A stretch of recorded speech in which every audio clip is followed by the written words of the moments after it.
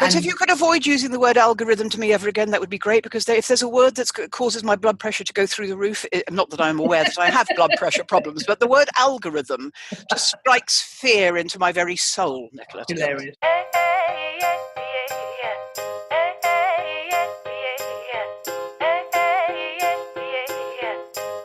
Welcome to Own It, Your Business and Your Life, with Nicola Cairncross and Judith Morgan.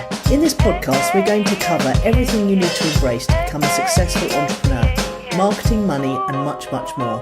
How to create a business doing just what you love. How to own it, your business and your life. This one will be fast, funny, feisty, and very lively. So sit back and enjoy the show.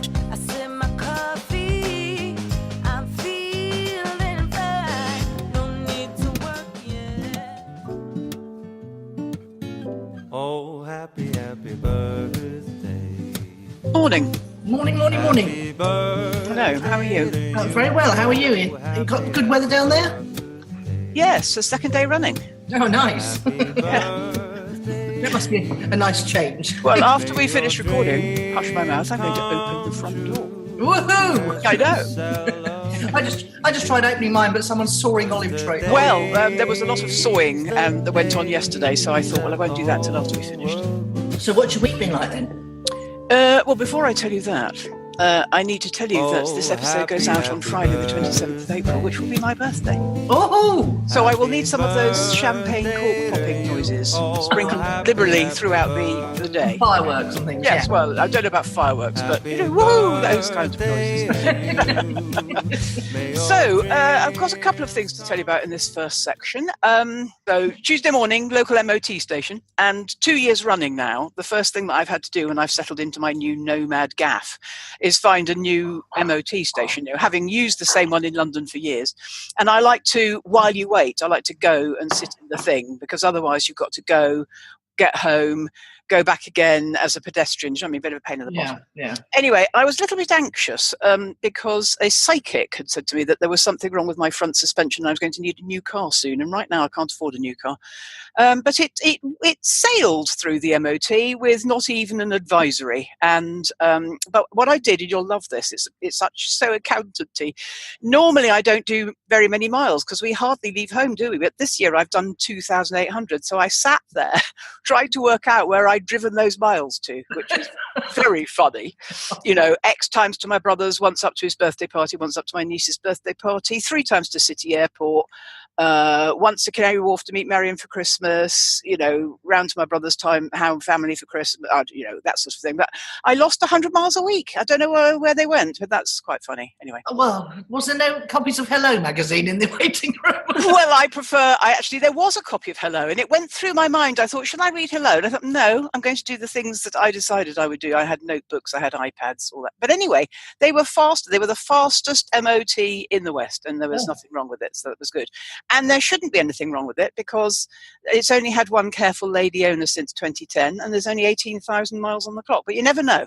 No, and as I say, I had got the wind put up me. But the point of this story is, the relevance of this story is that I had read in the online newspapers that there are changes afoot in the world of the MOTs, making them much stricter for cars to get through, and that comes in next month. So when I was settling up very gratefully, I said to these poor beleaguered people behind the counter in the garage, I hear this is going to get stricter from next month. And they poor sausages just went into meltdown about how it's going to require them to spend £6,000 on more capital equipment, just like every sort of change, just like GDPR and other rules and regs and changes, the agenda is unclear. It looks like road safety will be improved, but really it's about some sort of backdoor tax often on small businesses like us, and I felt sorry for them. There's a large chunk of cash they've got to find just to keep trading.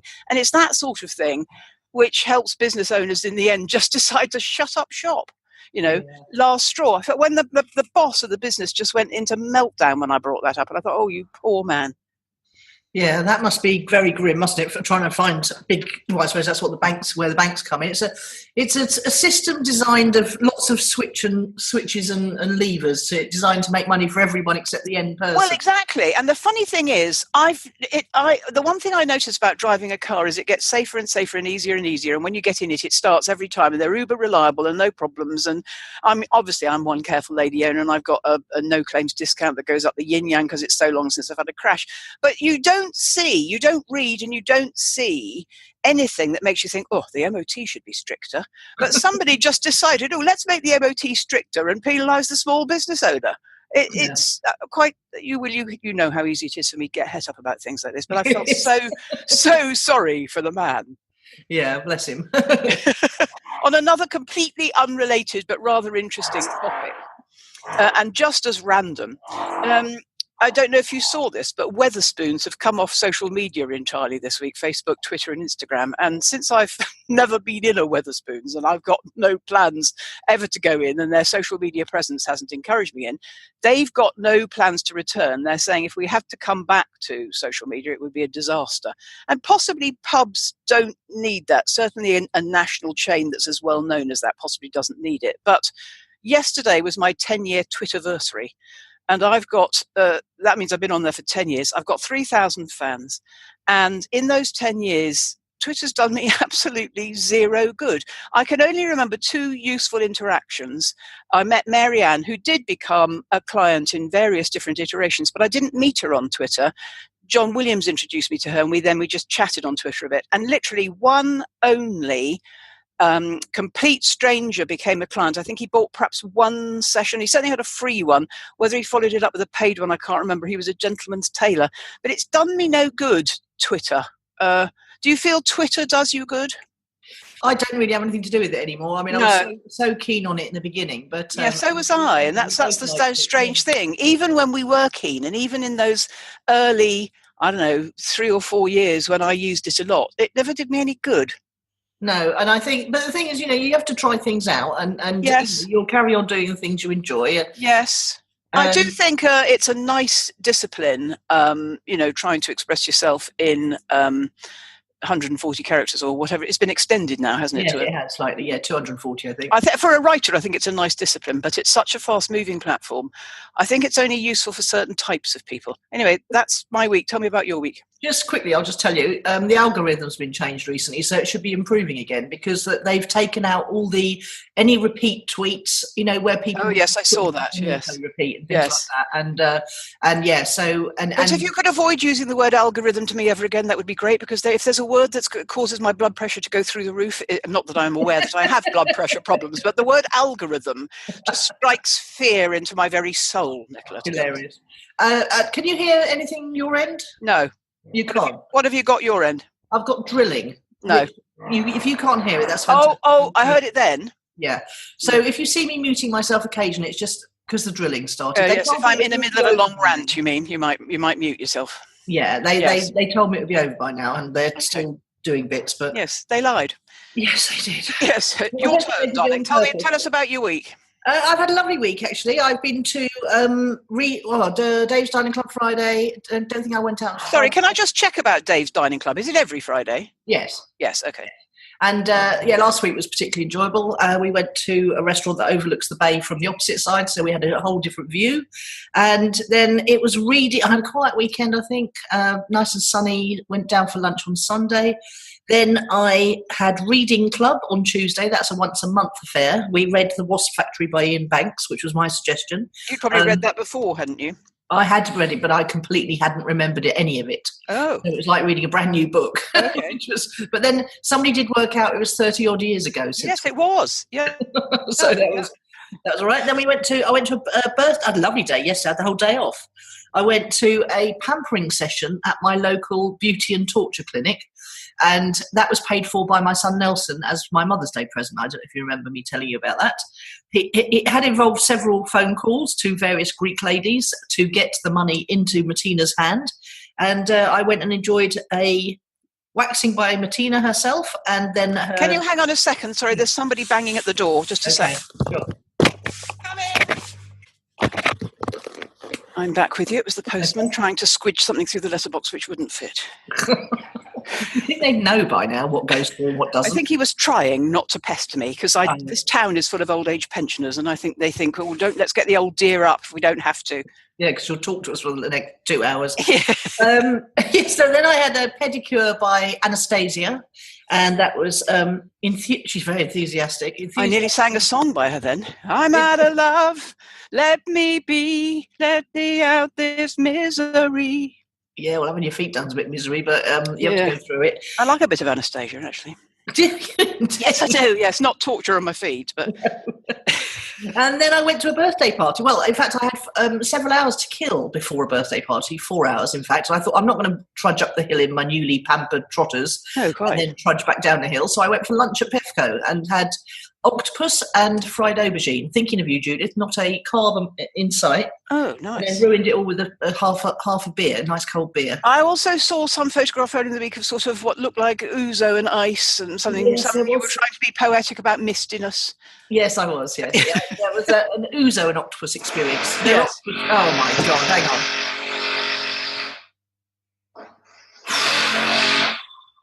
I'm really trying very hard to keep my temper under control here. We're big fans of alliteration. Ouzo and octopus. Nice. Yes, and I think it's going to be quite short-lived, so hold on a second. I think they're doing finishing, putting in the furniture, as it were, in the bathroom. So they just have to do short bursts.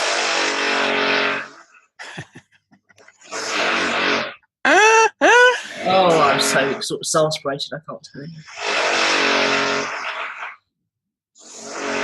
It literally is right next to my desk, underneath. So I'll just tell you. Is it finished? It's abating, yes. You tell me something. Oh, well, I was going to tell you that yesterday I decided to audio record the last 6 of my blogfestas so that I could tell you today I'd done it, which meant it was an enormous audio push through. And at lunchtime, Emma, where I'm living, came home. And she didn't interrupt me. I was in my room with the door shut, audioing, and I heard her in the kitchen, and I heard all of this drills and what are those things called that you chop down trees with?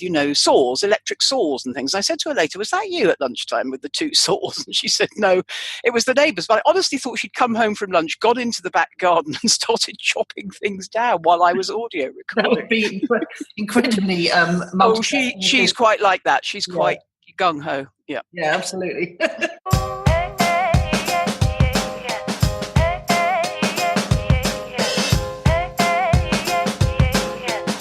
What's fueled your fire this week?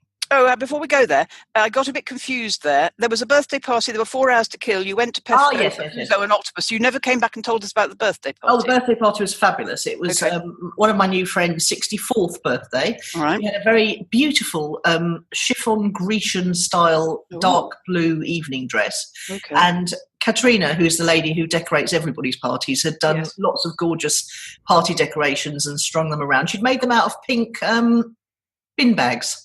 Made flowers and pom-poms and things out of bin bags. It was very eco-friendly. You've got bin bags in pink. I might need some of those when you come home. And she said, I said, oh, do they smell? And I sniffed them, and she said, yes, of course they smell. They're the bags that people use to put in their loo. Oh, they're like your little sanitized. Yes, your bathroom bin. Yeah, so they did smell quite nice. And it kept the mozzies away anyway. And we had catering by our favourite kebab shop, Amos, which delivered a load of great fresh food for everyone, including lots of lovely salads. And we all danced to a chap, I can't remember his name. Anyway, he plays at a lot of the tavernas. He sits on a guitar and sings songs from the 60s and early 70s, which is obviously the era of my new friends. They love all that. Yes, I'll just tell you. I've written down here, ouzo and octopus, 64th, chiffon-style Grecian, Katrina, catering by Amos, danced to a chap. Danced till 10 to old guitar versions of... Danced till 10, Nicola, I mean, really? I know. Danced till 10? Gosh, hush my mouth. That was quite late for this lot. Yeah, quite. They all have to be in bed a bit earlier than that, and that was late. And the most recent songs he does is David Bowie and Snow Patrol. That's about as up to date as he gets. Bless him. Dear. I know, but and then I got a lift home, so that was great. I was in bed by 10:30. Oh God! It's all right. Chill. I'll try. It gives me time to write better notes. A lift home in bed by 10:30. You don't need to. That's so unexciting. I don't believe you're even making notes. Well, it's just a little bit later than I have to go back and remember what we talked about, so I can write something coherent. Yeah. Nicola's been out eating and drinking again. Yes. But I did get some news on the future potential Mr. Cairncross, who is lined up in my sights. I haven't. No, this is the first mention. This is the podcast's first mention of a future Mr. Cairncross. Yeah, he's someone I've had my eye on for the last 25 odd years since I arrived here with Irving. But I've always been in love or married, so he's not been paid much attention to. But I had a little chit chat with Philanthropy at PEFCO and found out that he is not only not married, but he's straight, which is always a plus in my book because my gaydar is terrible. Describe him. Is he handsome? Oh, he's very handsome, tall, rugged. He's got his own boat. He's got a fifth there in a taverna. He's got his own boat. I know, and he went out on it yesterday as well. I was watching from afar. And he always says hello, and we have a little chat. But I've never moved the conversation on much. I've got to move it on now from the purely yes-ass level to... Well, does he have any English? Oh, yes, he actually speaks a bit more English than everyone thinks he does. Oh, good. Taciturn, I think, is the word you'd use for him. Taciturn, yes. Yeah, that's the word. I can never pronounce it. How do you say it? Taciturn. Taciturn. That's that. Saturnine and taciturn. Oh, nice. And he's good. He's well over 6 foot. I like him tall. Oh, tall and silent. He sounds groovy. I know. I will send you a picture, actually. I do. On that theme, I will tell you this, the story of how my parents met. My father was in the Royal Marines, as you know, and the Royal Marines is the army side of the Navy. So quite often they were stationed on ships, and that you would then launch your attack against, your military attack from the sea. And my mother met my father when he was on a ship that happened to be in Weymouth Harbour, where she was the daughter of a farmer, and she went on board in a beautiful frock, and the rest is history. But before she met this dashing military officer in a uniform with a red stripe down his leg, she used to date the man that did the donkeys on the beach. No. Yes. And she was a bit of a tearaway that wore a leather jacket and rode motorbikes. Oh my God! I know. From the ridiculous to the sublime. Well, she ended up quite posh, but she wasn't a snob and she wasn't judgmental. Absolutely. Yeah. She used to say quite proudly, I could have married the man that did the donkeys on Weymouth seafront. Yeah, it was quite funny because when I finished talking with Philanthropy, she said, yes, I have, because I charged her with finding out information and being very discreet. So she went and asked her mother. So we were all around the village by now. Mm. And she said, I came back and she said, no, he has had a relationship in the last few years, but it did, not now. And he's not married. And we both looked over and she said, and he has a boat. And I said, and he has a taverna.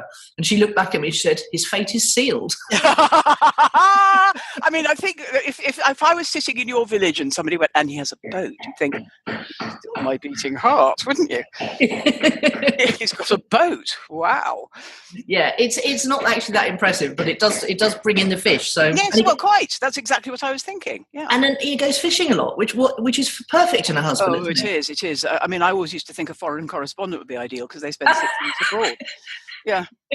Anyway, let's just hope no denizens of Stupa are listening to this because they would be able to puzzle out who it is from. Well, they will be. Taciturn, Saturnine. He's got a boat and a taverna, and he goes out fishing a lot. Easy. Yeah, really. There's too many clues. Yes. I'll share a pick. What's fuel to fire this week? Well, as you know, but the listener doesn't yet, last Friday we recorded guests 9 to 12, and they were Reese, Richard, Alice and Paula. And something Richard said about surprise and delight got me to thinking I'd become a bit miserable and rut-like, relatively speaking, and that I could instead start to work out what I really want again, not what I'm happy to do to get by, if you know what I mean. There's a distinction there. I've known for ages it would be more written and spoken word stuff, more writing. And, I want to put the whole business over to pay what you want soon, but not quite there, but very close. But the spoken word audio podcasting, turn up and talk stuff, something that something that Richard said and something that Paula said. In my dreams that night, they kind of tickled something in me that'd been dead for a bit. And when you read tomorrow's newsletter, you'll read more about it. But basically what fueled my fire was the thoughts brought to us in last Friday morning's guest recording session. Yes, it was really enjoyable, wasn't it? I love the fact that people turn up and talk about what they want to talk about. Oh, random. And I tell you what was great as well. I've heard from Richard this morning, the cartoonist, because do you remember in his session, I don't know how we did, we started talking about, you mentioned the thing about leaving £1 for people to find. Do you remember? Oh, yes. Well, he sent me a note this morning saying he found a £5 yesterday. Oh, wow. So yes. Someone just Isn't that left brilliant? people. Brilliant. He's a money magnet. He is, and he remembered that. He said, I remember Nicola saying I'm a money magnet, and I've recommended him the book, which is Happy Money by Lena Bueno Star, which is the one that it's only available on Kindle. It's very cheap. You can read it in less than an hour, and it talks about how to leave money about the place with little notes on for people to find. Lovely. I like that idea. That's a lot. What's fueled yours? Well, I had a conversation with Justin Brooke, who, as you know, is a friend of the podcast, and he's got a company called Ad Skills where he teaches media buying. And I just had a little chat with him because I was getting nowhere with Facebook ads team about reinstating my account, and he said to me, "You've got to not take this personally." He said, "It's absolutely nothing to do with you. Facebook ads are automating their approval process so much now that there's rarely a real person involved." And he says, if you're getting absolutely nowhere and spending too much time on it, just move on to another account. He said, we have ad buyers in here who burn through so many accounts. He said, what's happened is your ads have been so successful that your audience has seen them many times and they've started to close them. And if people start closing and hiding all your ads, that's a red flag to your ad account. And eventually, the more successful you are, your account will get shut down. And when he says they've got multiple accounts, what does that mean? You open up another one? Yes. Doesn't Facebook connect it because it's the same credit card, though? Well, you'd think that, wouldn't you? But I started using Phoebe's account, and it's got the same credit card in, and because she's never going to want to do Facebook ads, so I figured if I get closed down, it doesn't matter. Yeah. And she's and basically, my first ad got closed down actually because it was a V-zine that mentioned Manesh's Gold and Silver for Life, and it immediately got shut down as being a get-rich-quick thing. So I've yet to successfully run an ad in the account. But interestingly, Minesh's thing is more get-rich-slow than get-rich. I know. Yeah. I know. Ironic, isn't it? Ironic. And so that cheered me up. It took away the feeling that I was being personally singled out.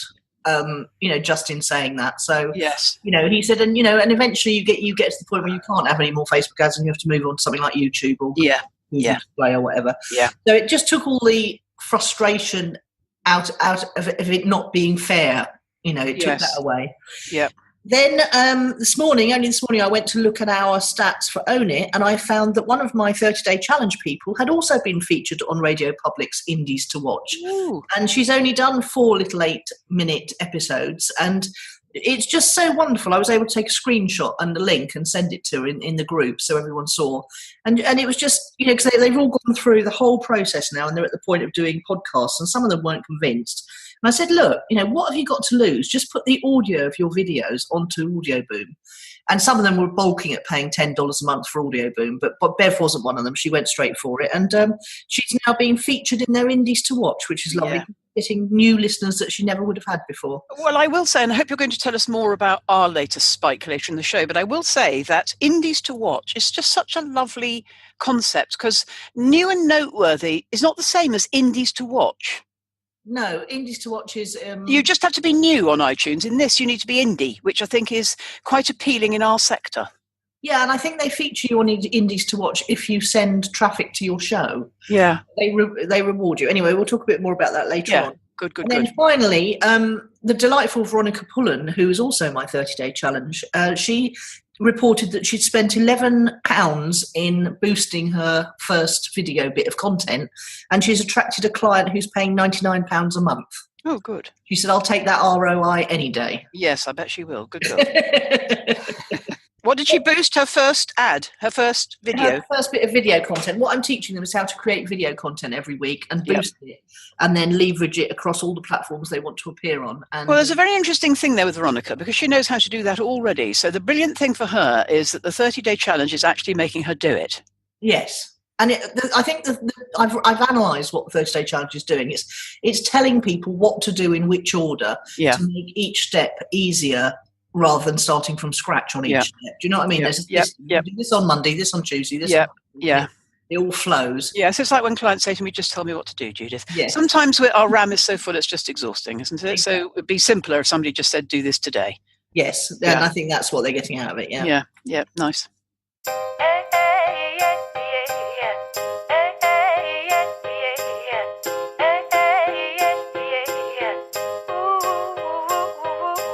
Happy birthday!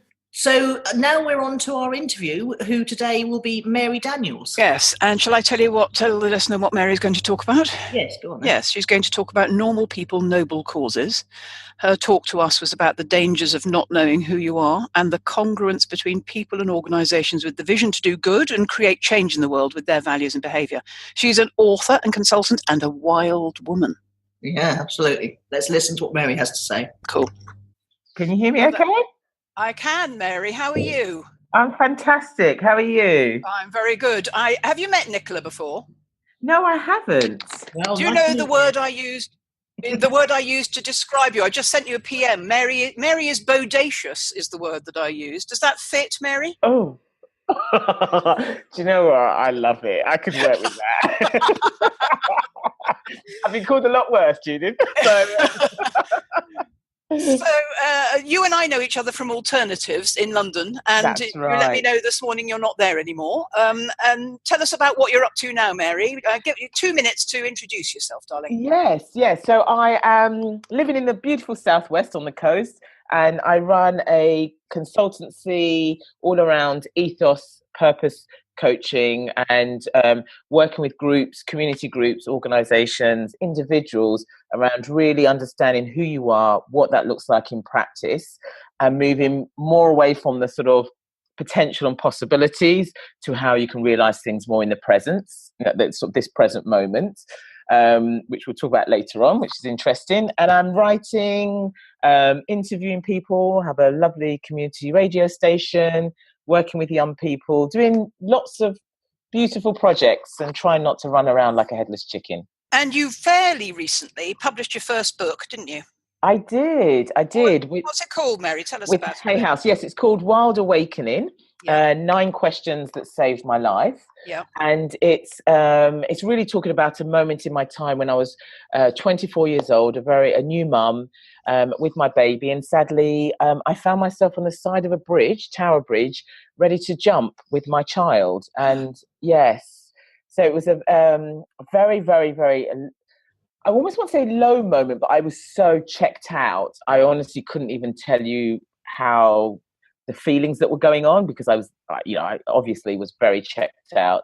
But the book talks about what led up to that moment, but also how I had to coach myself and create a program and really start getting real around how to get myself out of that mess. And it took a long time.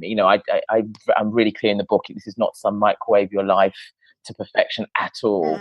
I like that. I like that expression, microwave your life. Are you writing another? You said you were writing. You're writing another. I am. I'm writing. Yes, I'm writing another book, and we're still sort of working. I've got some ideas from titles, but it is really about this sense of what it means to be lost. How I think so many of us are lost and even aren't aware that we're lost in the world, and how that is can be a scary but also great place to be. And it's bringing those two together. In terms of what does being lost look like as an individual, as groups, as a nation, but while there's sort of stuff that's fertile that can really grow from that, and it's exciting, but how you need to hold on to a few things so you don't drown in it and become overwhelmed by it. So there are a lot of questions I want to ask you, but we're very short of time, so I'm going to ask you to move on and introduce your discussion topic, if you would.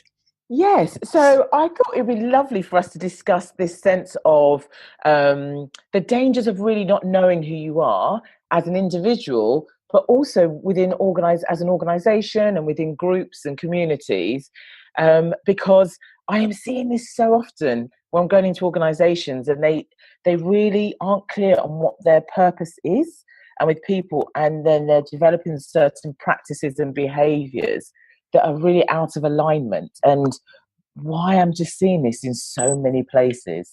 Okay, tell us more. Get us to understand. Nicola and I both work for ourselves at home, and Yes. whilst we might occasionally do a bit of navel gazing about our own respective purpose, Yes. we're not used to organisations or alignment in the corporate sense. So fill us in. Yes. So, I mean, and it can apply to an individual. So I think it's that sense of, we all have ideas or a passion or something that we want to do or create. And, you see an organisation where I work a lot with the charity sector and social enterprises where they're like, we've got this big vision of changing the world by doing X. So whether it's developing our young people, building schools, whatever it is. And the idea is great and it's very noble and it's big and it's lofty and it's out there. But then you go and spend time with that group of people and their behaviours and values and principles are out of alignment with what they are saying is their purpose. And I think it's this thing that sometimes we can create this identity, this purpose that we lock down, but without consciously paying attention to how our behaviours are mirroring that and almost start to go off track and get lost. And we get lost in so many ways of being that we start to chase a different goal that actually isn't really aligned to our original purpose. So we get lost along the way. Or the more dangerous thing I see is people get so attached to this big vision, I'm going to change the world, be that, do this, that they aren't actually doing the simple things in everyday life that may get you there, but they may not. And it's not always about that big thing. It's kind of about the little things that you're doing in this moment. And can you give us an example? This is a two-part question. Can you give us an example of that? I forget what you call it when there's a gap between, an intention and an action. Yes. But also, do you need to be an outside consultant observer to spot this? Are they too close to it? I think a lot of people. So a lot of people are too close, which is part of the work that I do. But I also think as well, it's a lot of times, so that intention, and even with both, yourself and Nicola, I work from home a lot. I think, I don't know about yourself, but I can have an intention, but sometimes so much stuff can get in the way, or I can become really busy or quite overwhelmed or say yes to too many things. And before I know it, 2, 3, 4, 6 months down the line, I'm slightly off track or sometimes drastically off track as to where I thought I wanted to be. So, as a coach, people help bring you on track by just observing and giving you feedback and allowing you to reflect on what it is that matters to you. When you've got a large organisation with sort of a few hundred staff, off track can look a lot bigger and messier than an individual sort of bringing themselves back into alignment and back on track. Yes. And off track can sometimes be very damaging to individuals as well, because they're being maybe pushed towards goals and performance outcomes and all of these things where they signed up because they thought this was a great, for example, there's an organisation I won't name that I've been doing some observations with that have a very noble cause and that delivers some incredible programs. And so people come because they love that. They love what they're about. They love what they're trying to achieve. They love the ethos around all of that, their purpose. Yet the way they are treated and what they're being asked to do on a day-to-day basis and the way they are managed and the leadership style and all of that is so disconnected. From, that was the word I was looking for. Yeah. From the vision and the message and the story that's put out there, that behaviours are being driven that's almost, people are like, this isn't what we signed up for. No. To the point of hurting people and hurting the overall direction and vision that is well intended. Yeah. And Mary, this is hard. What you're describing is hard. It's not hard for us all to either invent or be drawn to work for somebody else's world-changing vision. But managing a business around that or an organisation around that and getting the vision and values right at home, as it were, whilst trying to do this big thing is hard. But for human beings to do, it's hard, isn't it? Oh my God, it's near enough impossible. Yes. It's like, I remember I was doing this talk, I had this TED talk, and I called it Confessions of a Failed Goodist. because I felt like I'd spent my whole life trying to be good and to do good things. And you know, I was kind of done with it. I'm like done with saving the world. I'm done with the big visions. You know, I'm just like, I'm done with the good thing. And I kind of just want to find joy in the moment around the things that I love. And if it has a positive impact on those around me, brilliant. But the whole big vision, you know, yeah, it's hard. If I had £1 for every SLT meeting I sat in and somebody sold a big vision and everyone's like, oh my God, we're so unique, we're changing the, you know, I'd be in Barbados right now.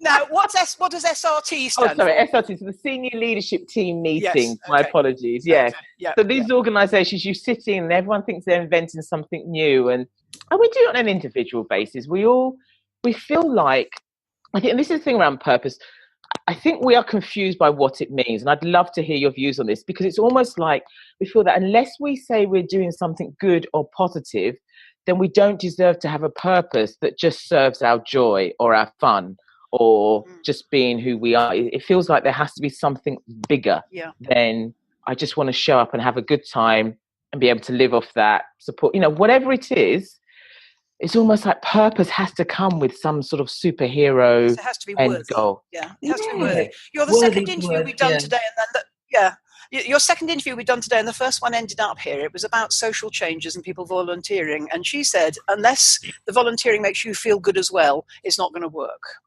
Oh, totally. And it's just going. So go on, Nicola. Just very quickly, you know, obviously I'm not in the corporate world, and that's one of the reasons I'm not, because I can't bear the politics. But even in our little Greek community, we've got one person who springs to mind who is very, very focused on fundraising, having drives of various kinds to raise money for, well, they raise money for the local ambulance around here to keep it running, which is quite a good idea. But you know, sometimes this lady is so focused on that, she's really quite abrasive and winds people up the wrong way. So she's not, in her day-to-day actions, she's not living, you know, she's not embodying her bigger purpose and the good she does for the area. And the other thing that occurred to me was you were saying about, you know, I want to write this book, and Judith and I discuss it on the podcast quite often, but my day-to-day actions are not bearing that out. They're not supporting that. So I'm not saying no to things. You specifically said about saying no to things, which resonated for me.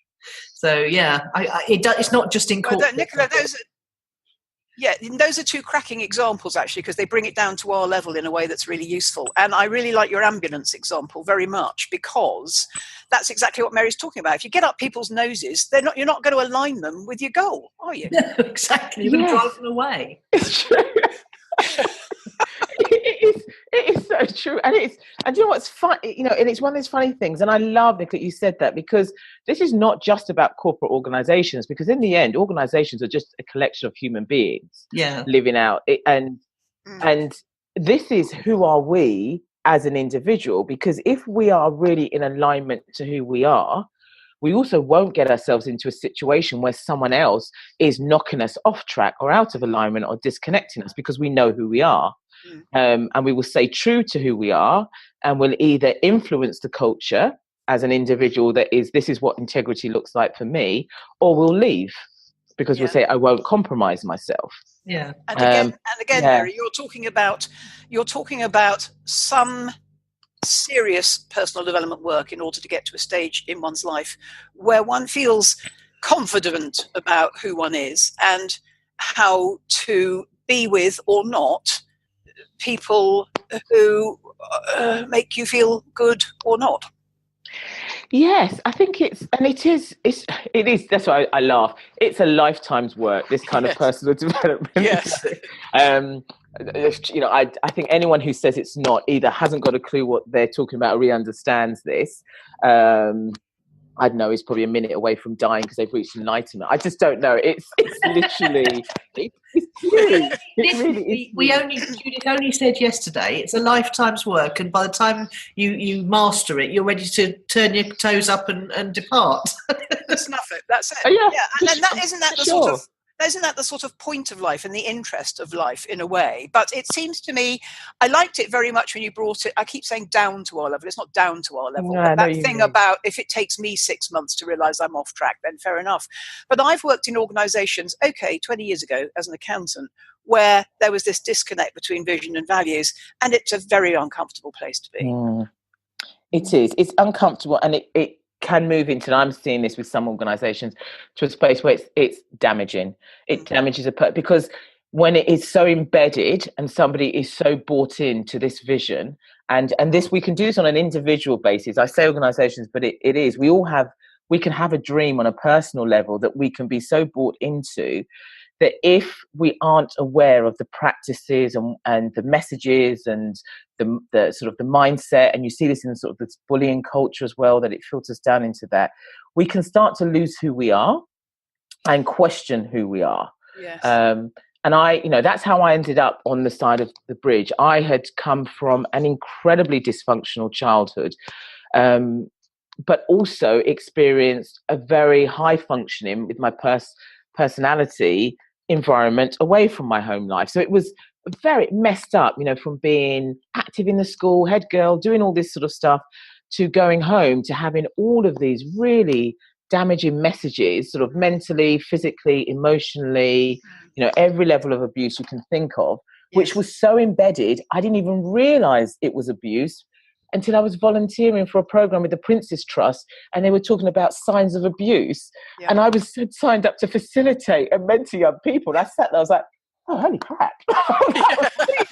Literally every box, I was like, and the woman said, are you okay? And I literally looked at her and said, I actually just realised I had quite an abusive childhood. Well, and actually, Mary, why would anybody know? Because we have nothing to compare it with, do we, at that stage? No, not at all. And it's not. But you can, when you don't know who you are and you haven't learned, especially, when we're quite young and we've had lots of people influence our sense of self and what success looks like and what purpose looks like, and what being a human being is supposed to mean. Yeah.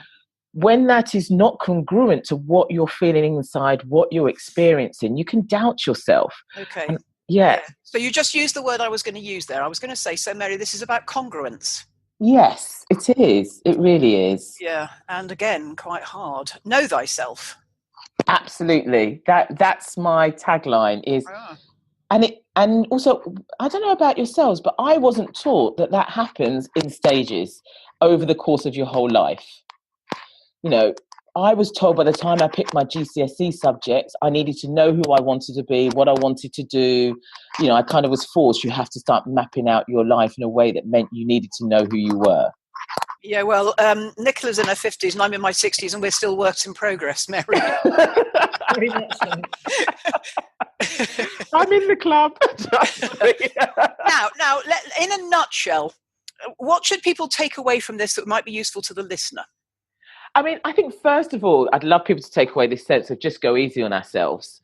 If we have this vision or idea of who it is we want to be, what it is we want to achieve, that kind of realizing our potential, is just to be careful not to create some big dream where we just start beating ourselves up with who we should be. So I think sorry, who we should be. Yes, exactly. Yeah. So I think it is a case of just going easy and looking at what we define perfection as.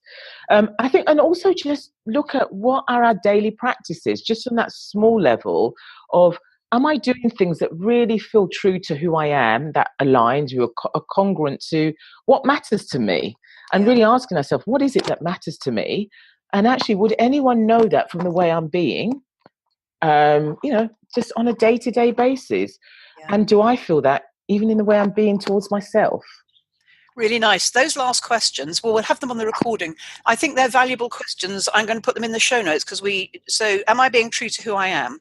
Would anyone know that by looking at me? And do I know that from the way I'm being? Something like that, wasn't it? Yes, and it's like, if at any point you feel that what you're doing compromises who you are, what you know to be true, then you need to stop it and reevaluate, because that's too high a cost, whatever you're doing. Yeah. I think what I've learned today is that even if one has a big vision, and we do as self-employed people when we have a sort of, brilliant idea and we want to harness people to see our new idea. All new ideas, either singly or in organisations, are done by human beings, and we're all fallible. Absolutely. Yeah. Absolutely. So and yes, we need to be kind and forgiving, but paying attention to make sure that there's this congruence.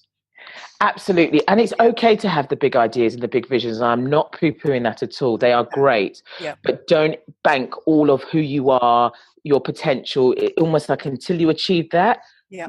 There is nothing in between. It's sort of, I'm only me until that happens. I'm only worthy. I'm only whatever it is.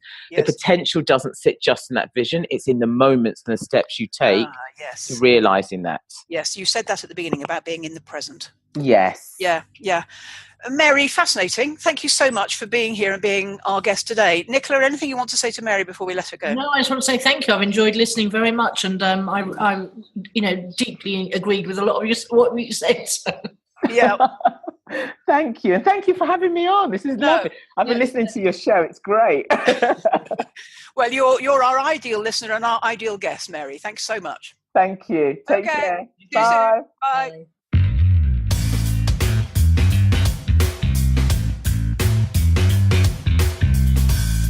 Yeah, she's a fascinating bird. I met her when I did my talk at Alternatives in 2010, and she was a raving fan. Oh, marvellous. Well, it's nice to be able to feature some of the people who've been around for a while, isn't it? I agree. It is. Returning compliments, isn't it, in a way? Yeah. Word of the week, then. Do you want to go first? Leisure. Because I thoroughly enjoyed my day of leisure yesterday. And the funny thing was that I was sitting at one point having, my nice food looking out and over the bay, and you were having a conversation with someone on Facebook about taking more having time. A life. Yes, I know. And I said, Nicola will like this because she's having a life too these days. Yeah, I felt like I tried to reply to say I'm actually having my life right now. At the moment, yes. In a taverna overlooking a beautiful bay and some mountains, but I couldn't be asked.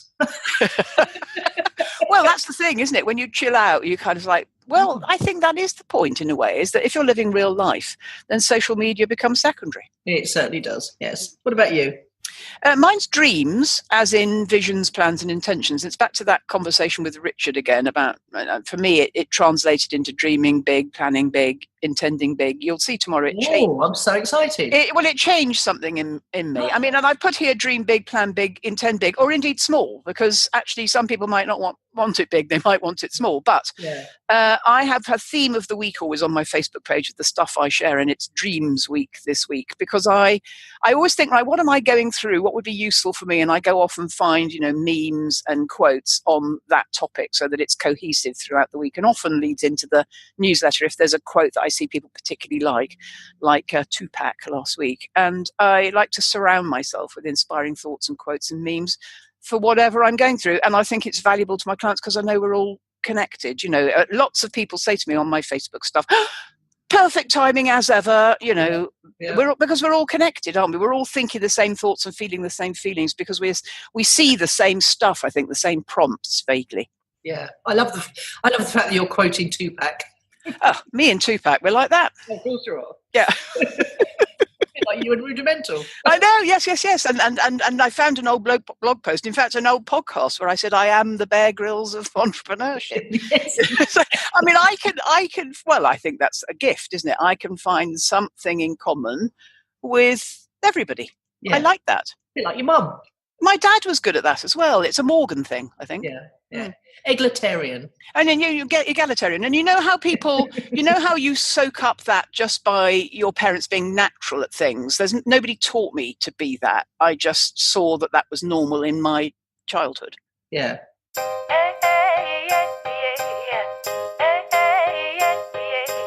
Right, so project updates then.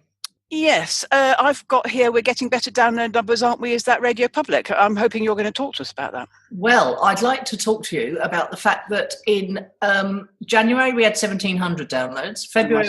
Slowly, 1,700. 1,778 to be precise. Yeah. February, 1,502. Yeah. March, 4,930. Yeah. And already in February we've had 3,474. 347 already in April, you mean? 3,474. Yeah. And looking at I think it can only be that we've been featured again, because Well, unless it's that we've just got so many more subscribers now that when we released a second episode, it did really well as well. Second episode, sorry. Well, we would release that first episode and we were featured on the Indies to Watch. Yes. The second episode, and let's just have a look at the dates here. Oh, yes, look at your curve. Oh, my God, look at your graph. I know. OMG. Isn't it? It gets much sexier. At what date does it start to get sexy? What's that first point? That first one is March the 18th. Yeah, okay. And then March the 19th was even better. March the 20th was good and better than usual. March 21st was better than usual. Yeah. And then we had a little low day, and then we had But even the low days between those two big spikes are higher than the previous little low worm, aren't they? Yeah, exactly. Yeah. And then we had another excellent day, yeah, followed by 2 good days, and then another good day. Yeah. And then it all sort of tailed off a little bit. Yeah, but much better than before. And then there's another spike. What's the date of the next spike? The next spike is April the 10th. 10th. And then April the 11th, and then April the 12th, and April the 13th. So 4 days worth of good traffic there. This week, yeah. Rock and roll. Yeah, it's got to be that we're being featured on things like Radio Public. Well, I can't think of any other reason. No. But at last, Judith, all that time of thinking that it was never going to start going up. And well, I tell you what's interesting, Nicola. You're looking at, where are you looking at that chart? Libsyn. Yes. It's interesting that, iTunes in theory is the holy grail, but it's only the introduction of Radio Public that seems to be making the difference here. Yes, and we only did that because you cottoned on that they were paying for play. Yeah. And, so we made it happen and we changed a few things. And I only cottoned on to that because I don't know what the word is, restarted my own little podcast on Audioboom, and Audioboom encouraged me to sync it with things other than iTunes. Mm. One of which was Radio Public, who then, as you know, because you're now in this same relationship with them as me, they write to us every week in an encouraging way, giving us our stats and telling us that we've earned $3 and things, don't they? But they are encouraging. They're encouraging. We've never had any of that from iTunes. It's like Q with iTunes, isn't it? And I think I don't know why I was mooching about in the stats as I do occasionally when I'm thinking what to do next. And I did see that our episodes have had, some of our episodes have had quite astonishing, something like 1,500. Oh, here we are.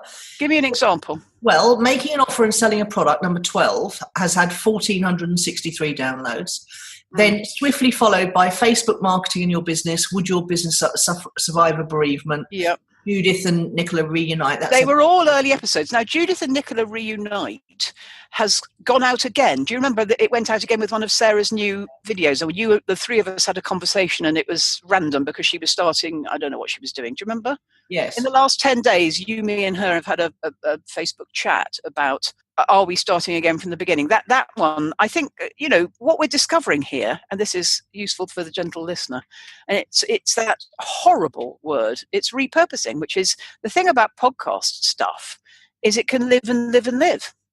Yeah, absolutely. And I'm thinking of I've got my Money Gym audio up as a podcast now, and I'm thinking of continuing that series with the money tips from the 130 odd interviews I did for the Business Success Factory podcast, which is, again, it's just a bit of time editing it out and uploading it. It's not that I have to actually do anything. Well, I think what the interesting thing is for you and I as creators, we've created so much stuff in the last 15 to 20 years.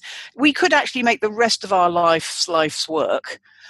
If I was rolling in it, I'd just pay somebody to do it for me, which is, can you just go through all of the content I've ever created and turn it into, pick the best and turn it into some sort of showcase audio, a series of books do you know what I mean? That we don't need to create anything new except collections of what we've already created. Yeah, absolutely. We have, just like you say, kept creating rather than leveraging to the full what we've done a bit of leveraging, but we haven't done nearly as much leveraging as we've done creating. And that's it's not unique to thee and me. It's a perennial amongst people like us, isn't it? Yeah. But what I'm looking at here is that 20 podcast episodes have had over 500 views. Yeah. And that's just going to carry on growing, isn't it? I mean, we've had something like 74,000 downloads of this podcast since we started. Yeah, here we go, 74,805. And if that's going to grow at the rate of 3,000 to 4,000 a month now, that's swiftly going to get to 100,000 downloads. Now, that's just, when you think, okay, so not everyone's listening to that, not everyone's a listen, but it's still astonishing for just getting together an hour a week and having a chat. Yes. No. And I love the way you say just getting together an hour a week and having a chat. It is a little bit more complicated than that. Yeah, it's a little bit more time A spectacularly untechy friend sent me an email over the weekend.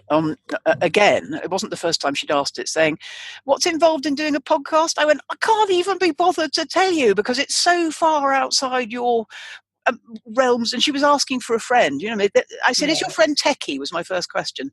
"No, but she says it's easy." All right, dream on. It's not easy. It involves two women with different skills, three women if we include Sarah, which we must, working in a focused way to bring this to the world. Yeah, absolutely. I mean, to be fair, you can go now to Audio Boom. Yes, you can. You can, but you can only do that by yourself unless you're prepared to make a recording elsewhere, which you then edit and upload. Yes. So that's not easy. Editing's not easy. I don't want to edit. No. And my ladies in my 30-day challenge have puzzled out how to get some music on front and back. I'm keeping it really basic for them. Yeah. And some of them are doing it without any music at the beginning and the end. I don't do music. I just go straight in. Yeah, exactly. But yes, so there you go. That was my project updates. Now, on my own projects, I've done absolutely nothing on my book because I'm so busy with the book, podcast, our podcast, all the content creation and leading. What I am I'm doing a sales page for my Clicks and Leads Academy because I've suddenly realised that although I've got a sales video, I haven't got a sales page as such. I want a sales page that I can send people to that they can actually read rather than watching a video as well. So I'm working on that really, and that's pretty much it for my projects. What about you? I have finished all of the audio booms of the Blogfest, which feels great. I did 6 yesterday. I've got all of the articles up onto Medium.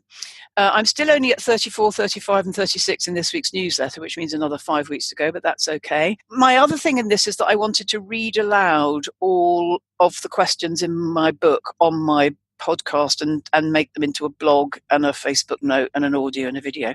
And I'm up to question 15 because I'm doing one of those a week. But now that all the work for the Blogfest is nearly behind me, I'm kind of thinking I might speed that up a bit because I quite like to have that done as well in a way. And I will tell you, just busk for a minute while I open up Audio Boom, that do you remember when I went back into it and said, oh my God, I've got 1.9 million listens, and this was on 19 tiny little audios that I made years ago. Hang on a minute, let me move you. You don't mean million, do you? How many? No, at 1.9. When I went back, because I'd made like 19 3-minute videos 3 years ago, and when I went back earlier this year, I discovered that nearly 2,000 people had listened. Well, I've bunged up a few more episodes since then. It says I've had 4,800 listens, and on 89 posts, which are less than 10 minutes long. Well, it just goes to show, doesn't it? You just cannot know this social media stuff. I suppose it's random. I've always said that it's random, and it's not really very trackable either. But no. But the fact is that if you just put stuff out there, you will attract people who would never have heard of you otherwise. Well, because the world is full of 7.5 billion people, and quite a lot of them like audio. Yeah. So if you're sitting listening to this, wondering why we bother to put bits of content everywhere in lots of different formats, it's because not everyone is everywhere, and you'll find someone on one platform, say Medium, for example, who would never have found you otherwise because they don't come off Medium. No, and the world is full of consumers of content is the reason why we make content. Yes. And actually last week your assumption was, and certainly I've been talking to people about this week, the people who are disillusioned with Facebook without even having gone through what you went through. I said, we're all going back to content marketing now because Nicola's had her ad account compromised. But actually that's what we've always done, and that's what we've always enjoyed. Yes, I mean the whole point about the Facebook ads thing was just to boost the content. I know. People, but I know.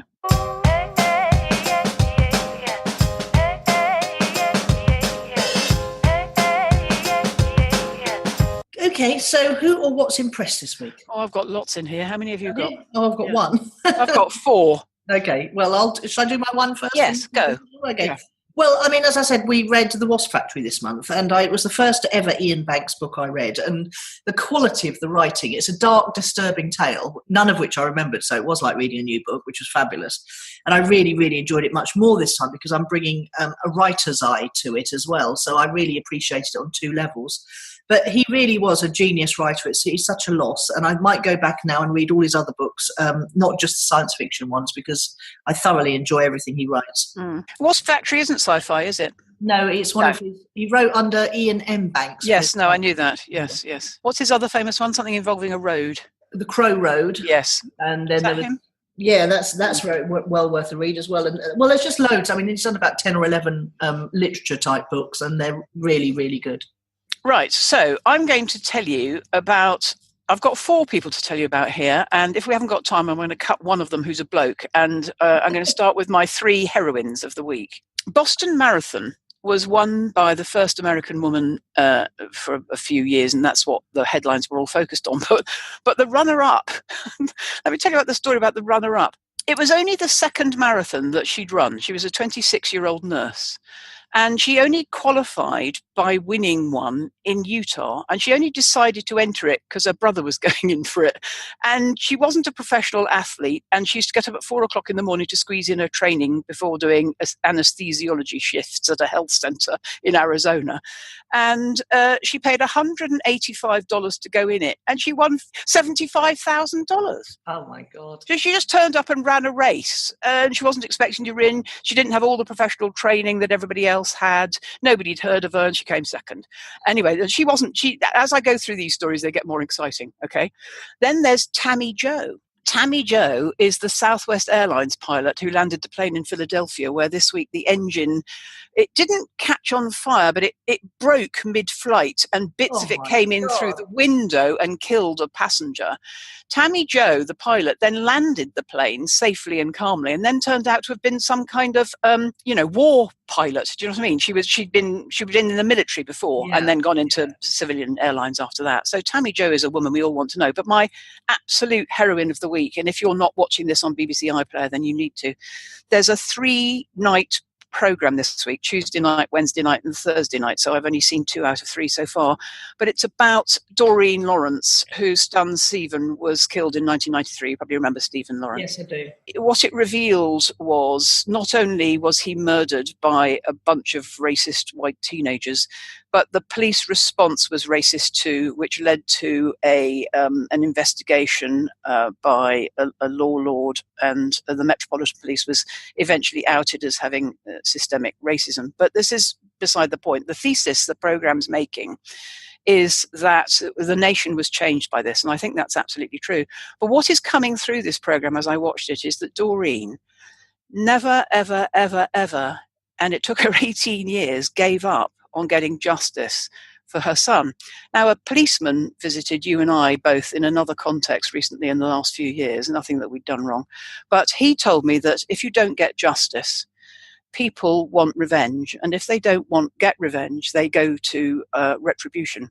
So if you don't get justice, you get angrier and angrier. Doreen has never got angry. She only ever wanted justice, but she fought for 18 years, and the Crown Prosecution Service decided there wasn't enough evidence to arrest or charge the boys that they eventually did get for it. Then so Doreen brought a private prosecution which failed, and then there was an inquest which told the truth but was useless, and eventually the boy was killed in 1993, and eventually in 2012 they brought this gang to justice and convicted 2 out of the 4 or 5 of them.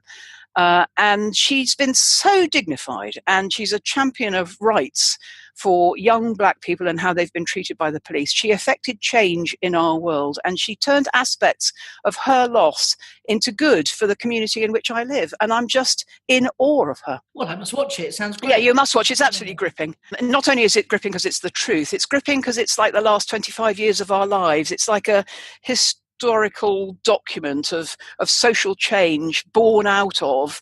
I mean, he was such a lovely boy. He was going to be an architect. He was, he was going home early because he hadn't seen his mum because she was away studying a university degree. I mean, honestly, they were lovely, and they suffered the worst possible tragedy. And she has never let that boy down until the culprits were brought to justice. And everybody always knew who they were from the beginning. Yes, that's the tragic thing, isn't it? Yeah, Doreen sounds great. We'll watch her on iPlayer. Yes, do. Lovely. Okay, well, that's that for this week. It is. And so I'll see you next week. Yes, you will. Lots of leisure time. And you. Bye.